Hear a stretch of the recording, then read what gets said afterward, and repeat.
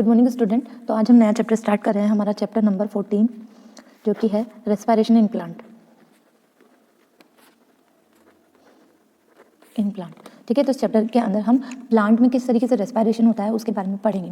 लेकिन उससे पहले ये जो रेस्पिरेशन होता है उसके रिजल्ट में क्या हमें मिलता है, उससे हमें क्या फ़ायदा है, क्या बेनिफिट है। अगर ह्यूमन के केस में अगर हम रेस्पिरेशन ये जो वर्ड है इसको डिस्कस करें तो इस वर्ड का क्या मतलब हो गया कि ऑक्सीजन को अंदर लेना और CO2 को बाहर निकालना। रेस्पिरेशन का सीधा सीधा यही मतलब होता है ना।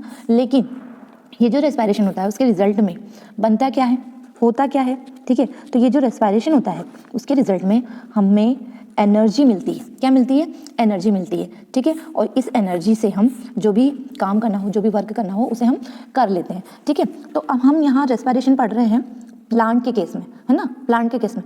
तो देखो रेस्पिरेशन में होता क्या है, रेस्पिरेशन में जो फूड होता है, अगर हम ह्यूमन की बात करें, ठीक है, ह्यूमन की बात करें तो ह्यूमन में क्या होता है, ये जो फूड होता है उसका क्या हो जाता है, ब्रेकडाउन हो जाता है। और ब्रेकडाउन के रिजल्ट में क्या हो जाती है, एनर्जी निकलती है। जब भी फूड टूटता है तो रिजल्ट में क्या होता है, एनर्जी हमें मिलती है, ठीक है। उसी तरीके से प्लांट में क्या होता है, फूड, प्लांट का फूड क्या होगा, ग्लूकोज होगा, ठीक है। अब ये जो ग्लूकोज होता है प्लांट में क्या होता है, ब्रेकडाउन होता है। जब जब प्लांट को एनर्जी की ज़रूरत होती है तो फूड का ब्रेकडाउन होगा। तो यहाँ पर फूड क्या है, ग्लूकोज है, ठीक है। अब इस ग्लूकोज का क्या हो रहा है, ब्रेकडाउन हो रहा है और बदले में एनर्जी निकल रही है। और प्लांट में जो एनर्जी होती है ATP के रूप में सेव हो जाती है ना। प्लांट जो होते हैं एनर्जी को यूज़ करते हैं ATP के फॉर्म में, ठीक है। तो सीधा सीधा रेस्पिरेशन का मतलब क्या है, breakdown of food, order of energy in cell requirement, ठीक है। तो इसे हम एक इक्वेशन के रूप में लिखते हैं रेस्पिरेशन को, C6H12O6। ये क्या है, ग्लूकोज है हमारा, ग्लूकोज को इस फॉर्म में लिखा जाता है। अब ये जो ग्लूकोज है, ग्लूकोज का जो ऑक्सीडेशन यानी ये जो फूड का जो टूटना है, ये क्या है, ऑक्सीडेशन, है ना। ऑक्सीडेशन एक प्रोसेस है जो कि ऑक्सीजन की प्रेजेंस में होती है। तो ये ग्लूकोज O2 की प्रेजेंस में क्या हो जाएगा, ब्रेकडाउन हो जाएगा। और ब्रेकडाउन के रिजल्ट में हमें CO2 H2O और इसके अलावा एनर्जी मिलेगी। अब ये जो एनर्जी होती है ATP के फॉर्म में होती है। तो ये इक्वेशन याद रखनी है आपको।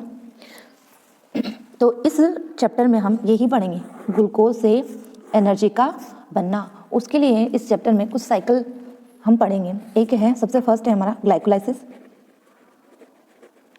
दूसरा है हमारा क्रेब साइकिल, तीसरा है हमारा ETS या चेन, इलेक्ट्रॉन ट्रांसपोर्ट सिस्टम या चेन, ठीक है। तो ये कुछ साइकिल है जो इस चैप्टर के अंदर पढ़ने हैं, या यूँ कहूँगी ये इस चैप्टर के थोड़े से मेजर टॉपिक है जिसे हम अच्छे से पढ़ेंगे, है ना। तो सबसे पहले तो हमें ये जो रेस्पिरेशन है, रेस्पिरेशन दो तरह का होता है। एक होता है O2 की प्रेजेंस में और एक होता है O2 की एब्सेंस में। O2 की प्रेजेंस में जो रेस्पिरेशन होता है उसको हम बोलते हैं एरोबिक रेस्पिरेशन, और O2 के एब्सेंस में जो रेस्पिरेशन होता है उसको हम बोलते हैं एनएरोबिक रेस्पिरेशन, ठीक है। तो ये एनएरोबिक रेस्पिरेशन और एरोबिक रेस्पिरेशन में क्या डिफरेंस है इसको देखते हैं। सबसे पहले तो ये रेस्पिरेशन, ये दो तरह का होता है, एक होता है एरोबिक, एक होता है एनएरोबिक, ठीक है। अब ये जो एरोबिक रेस्पिरेशन होता है ये O2 की प्रेजेंस में होता है ना, O2 की प्रेजेंट में होता है, और ये O2 की एब्सेंट में होगा, ठीक है, एनएरोबिक रेस्पिरेशन। और एरोबिक रेस्पिरेशन के अंदर जो एनर्जी रिलीज होगी यानी कि जो ATP बनेंगे वो ज़्यादा मात्रा में बनेंगे, 36 से 38 ATP हमें मिलेंगे। और एनएरोबिक रेस्पिरेशन में जो हमें एनर्जी मिलेगी कम मिलेगी, और वो एनर्जी भी किस फॉर्म में मिलती है, ATP के फॉर्म में। तो यहाँ पर 2 ATP हमें मिलेंगे, ठीक है। तो ये कुछ छोटे छोटे और मेन डिफरेंस थे। दूसरी बात है कि जो एरोबिक रेस्पिरेशन होगा उसमें ये जो ग्लूकोज है, ग्लूकोज का ऑक्सीडेशन, कंप्लीट ऑक्सीडेशन होगा, जबकि एनारोबिक रेस्पिरेशन में जो हमारा ग्लूकोज है उसका अनकम्प्लीट ऑक्सीडेशन होता है, ठीक है, अनकम्प्लीट ऑक्सीडेशन होता है। दूसरा, ये जो एरोबिक रेस्पिरेशन होता है ये कहाँ होता है, किस जगह पे चलता है। तो एरोबिक रेस्पिरेशन हम प्लांट के किस में पढ़ रहे हैं, एरोबिक रेस्पिरेशन जो है हमारा वो कहाँ होता है, साइटोप्लाज्म, और साइटोप्लाज्म के अलावा माइटोकॉन्ड्रिया। जबकि एनारोबिक रेस्पिरेशन जो होता है वो कहाँ होता है, साइटोप्लाज्म के अंदर, ये कंप्लीटली साइटोप्लाज्म के अंदर ही चलेगा। जबकि एरोबिक रेस्पिरेशन जो है साइटोप्लाज्म के साथ साथ माइटोकॉन्ड्रिया के अंदर भी चलेगा, ठीक है। दूसरा, ये जो एरोबिक रेस्पिरेशन होता है इसमें एंड में हमें कौन सा प्रोडक्ट मिलता है। तो एरोबिक रेस्पिरेशन में हमने भी देखा था CO2 और H2O, ये हमें मिलती है एंड में। जबकि एनारोबिक रेस्पिरेशन जो होता है इसके अंदर जो एंड में हमें CO2 H2O नहीं मिलके कुछ और प्रोडक्ट हमें मिलता है। अगर एनिमल के केस में देखें तो एनिमल में तो क्या होता है ना, किसी भी एनिमल के अंदर अगर एनारोबिक रेस्पिरेशन होगा तो बदले में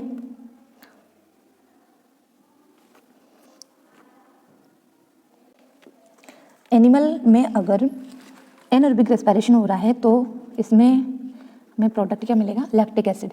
ठीक है, अब ये जो लैक्टिक एसिड होता है कहाँ बनता है, हमारी बॉडी की जो मसल्स होती है, हमारी बॉडी की जो मसल्स होती हैं उनके अंदर क्या होता है, जब हमें क्या चाहिए, एनर्जी चाहिए होती है।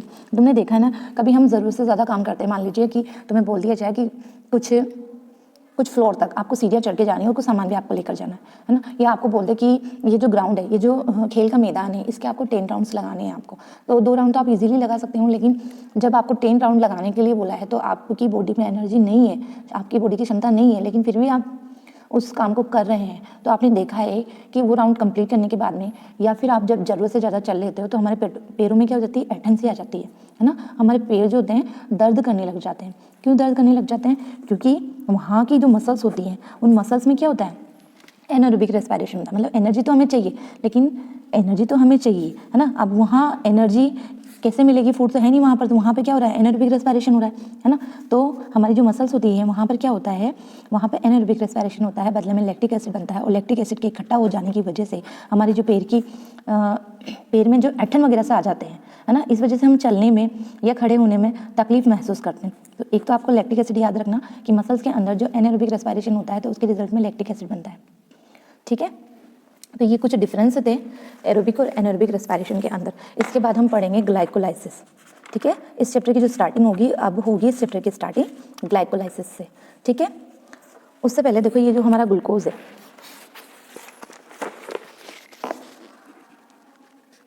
ग्लूकोज है, ठीक है, इसका क्या होगा, ग्लाइकोलाइसिस, कोलाइसिस। ठीक है, अब ये जो ग्लाइकोलाइसिस है ये O2 की प्रेजेंस में भी होगा और O2 की एब्सेंट में भी होगा। O2 की प्रेजेंस में क्या क्या होगा, ऑक्सीडेशन, रेस्पिरेशन, जिसे हम क्या बोल रहे हैं, एरोबिक। ठीक है, रेस्पिरेशन, जिसके रिजल्ट में हमें CO2, वाटर और ATP मिल रहा था।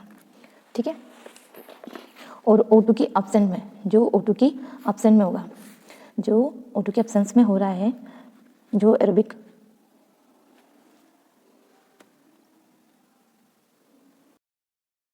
तो हमारा टॉपिक है ग्लाइकोलाइसिस, उसको हम स्टार्ट कर रहे हैं। ये हमारा मेन टॉपिक है मतलब इस चैप्टर का। और ये जो साइकिल है ये काफ़ी बड़ा साइकिल है, तो इसकी हर एक स्टेप को आपको ध्यान से देखनी है। ग्लाइकोलाइसिस ये जो साइकिल है ये लगभग 10 स्टेप में कंप्लीट होता है, और इसको हम क्या बोलते हैं, EMP पथवे भी बोलते हैं इसको। EMP पथवे से मतलब है कि 3 साइंटिस्ट थे जिन्होंने मिलकर इस साइकिल को डिस्कवर किया था। E से मतलब है एम्बेडन, M से मतलब है मेयर ऑफ, और P से मतलब है Parnas. Embden, Meyerhof, Parnas. ठीक है, तो ये 3 साइंटिस्ट हैं जिन्होंने इस ग्लाइकोलाइसिस को डिस्कवर किया था। इसी कारण इन साइंटिस्ट के नाम पर इस ग्लूकोलाइसिस को हम EMP पथवे के नाम से भी जानते हैं। देखो, ग्लाइको का मतलब होता है ग्लूकोज और लाइसिस का मतलब होता है ब्रेक डाउन। ठीक है, तो ग्लाइकोलाइसिस की शुरुआत होगी ग्लूकोज से। किससे होगी, ग्लूकोज से। तो लिखा हमने ग्लूकोज। अब ये जो हमारा ग्लूकोज है आपको पता है कितना कार्बन का है, 6 कार्बन का है ये हमारा। ठीक है, तो अब ये ग्लूकोज जो होता है ये ब्रेक डाउन हो जाता है ग्लूकोज 6 फॉस्फेट में, ग्लूकोज 6 फॉस्फेट में। लेकिन जब ये ग्लूकोज से ग्लूकोज 6 फॉस्फेट में बदलता है तब यहाँ पर क्या होता है, एक ATP खर्च होती है, एक ATP खर्च होती है। तो ATP किस में बदल जाएगी, ADP में। ठीक है, लेकिन इसके साथ साथ यहाँ पे एंजाइम भी चाहिए हमको। एंजाइम का बहुत इंपॉर्टेंट रोल है, तो एंजाइम का नाम याद आपको रखना है, हेक्सोकाइनेज एंजाइम। ठीक है, ये वो एंजाइम है जो ग्लूकोज को ग्लूकोज 6 फॉस्फेट में बदलता है। ठीक है, हम इसे शॉर्ट में है ना GP फॉस्फेट भी लिख सकते हैं, जिससे मतलब है ग्लूकोज। ठीक है, वैसे इससे मतलब है कि जो फॉस्फेट है वो ग्लूकोज की आपको पता है ना 6 कार्बन की चेन होती है, कितने कार्बन की चेन होती है? 6 कार्बन की चेन होती है। तो छठे नंबर पर ये फॉस्फेट आकर ऐड हो गया, इसलिए इसको ग्लूकोज 6 फॉस्फेट हम कहेंगे। ठीक है, तो अब ये ग्लूकोज 6 फॉस्फेट के बाद में ये हमारा जो प्रोडक्ट है वो चेंज हो जाएगा फ्रुक्टोज 6 फॉस्फेट में। ग्लूकोज 6 फॉस्फेट से फ्रुक्टोज 6 फॉस्फेट में हमारा प्रोडक्ट चेंज हो जाएगा, है ना। अब ये जो प्रोडक्ट है लगभग स्ट्रक्चर इसकी सेम ही होती है, इसलिए यहाँ पर ये मतलब ग्लूकोज 6 फॉस्फेट फ्रुक्टोज 6 फॉस्फेट का क्या है? आइसोमरेज है।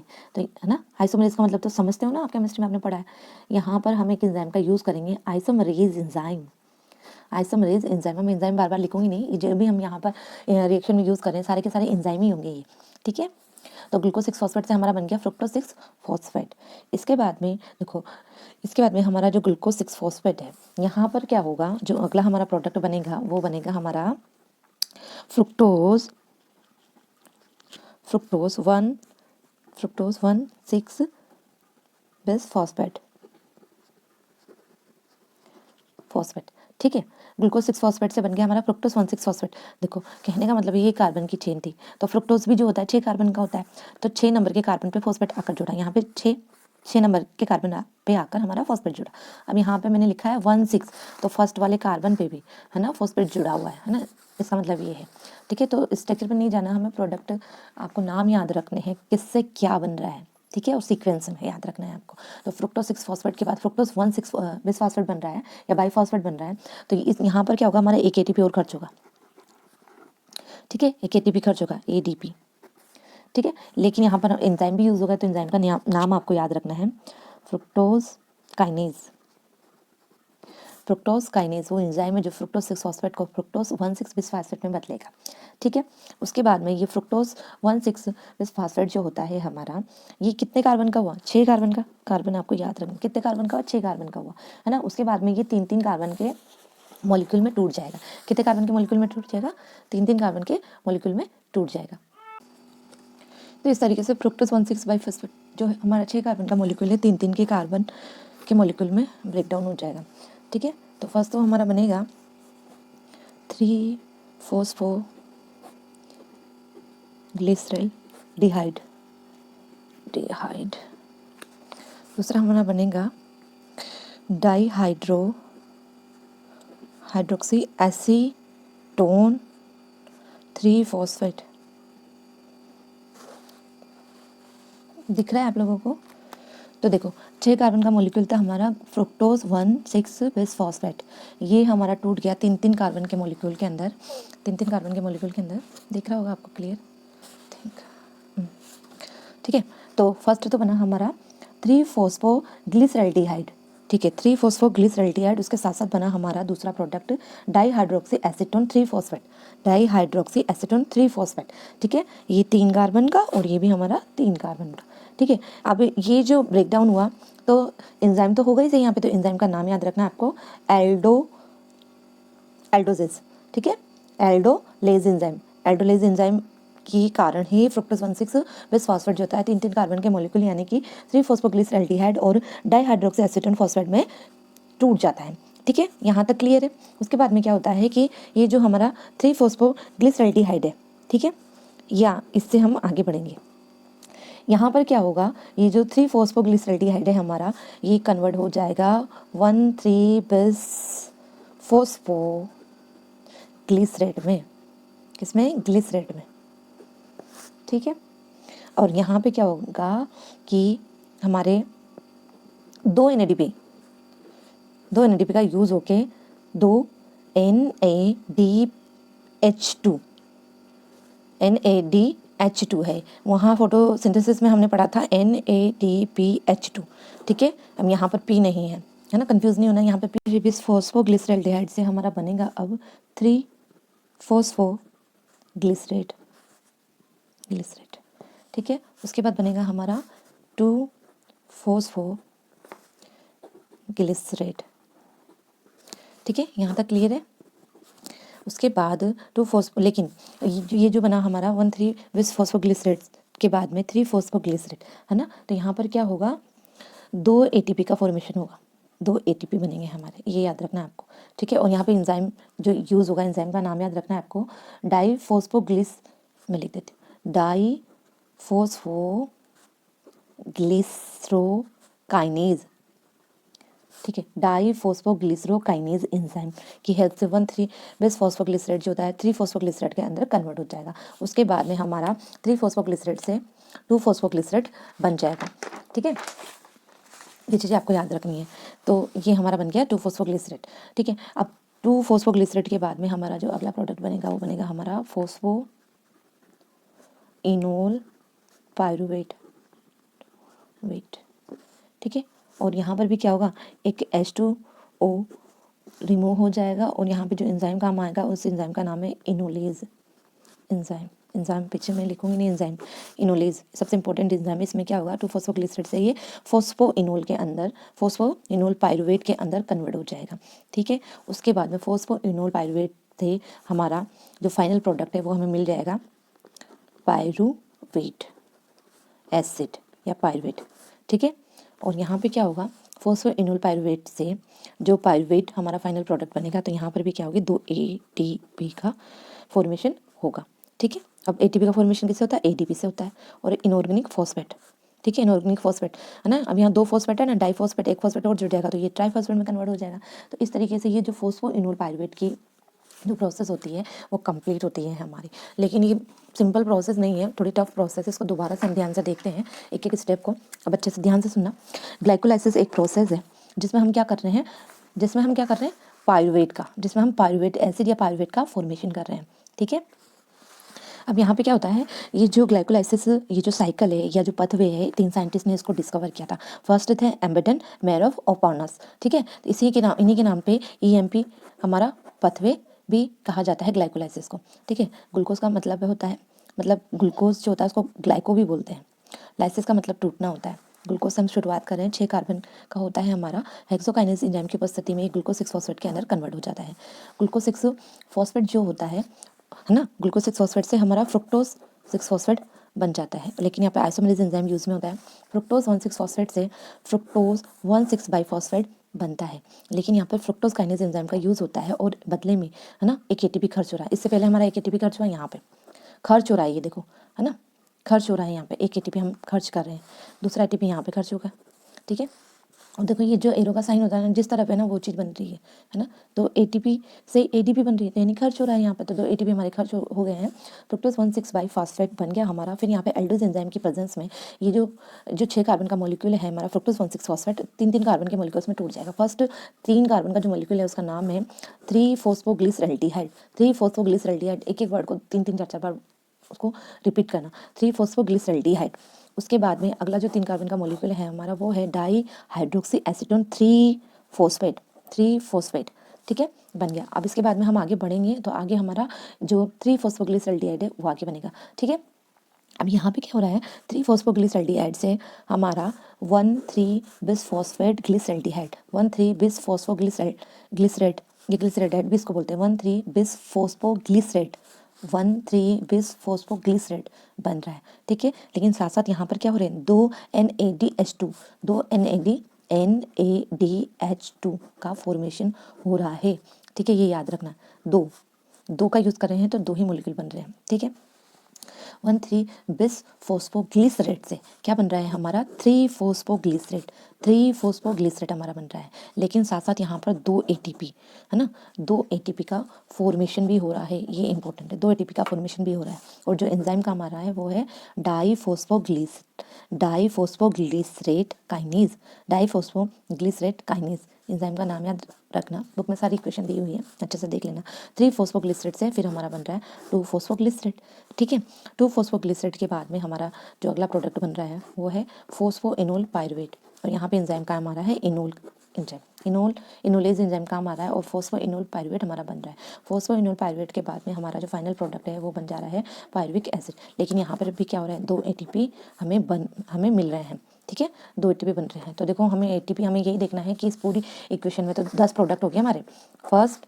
ठीक है, एक फर्स्ट, सेकेंड, थर्ड के बाद फर्स्ट, सेकेंड, थर्ड के बाद फोर्थ, फिफ्थ, 6, 7, 8, 9 है ना। ग्लूकोज को भी काउंट करेंगे, 10 स्टेप होती है। एक ग्लूकोज वाली, तो ग्लूकोज 6 फॉस्फेट वाली, फ्रुक्टोज 6 फॉस्फेट की 3 और फ्रुक्टोज 1,6 फॉस्फेट की 4, और ये जो 3-3 कार्बन के वो बने 5, 6, 7, 8, 9, 10, ठीक है। 10 स्टेप में ये हमारा ग्लाइकोलाइसिस कंप्लीट हुआ। तो हमें इसमें देखना क्या क्या है कि हमें ATP, तो 2 ATP तो यहाँ खर्च हुए, 1, 2, ये तो खर्च हुए हमारे, है ना, तो हम इसे लिख लेते हैं 2 ATP, ये तो खर्च हो गए हमारे, है ना। इसके साथ हमें मिला क्या क्या, एक हमें मिला NADH2 2,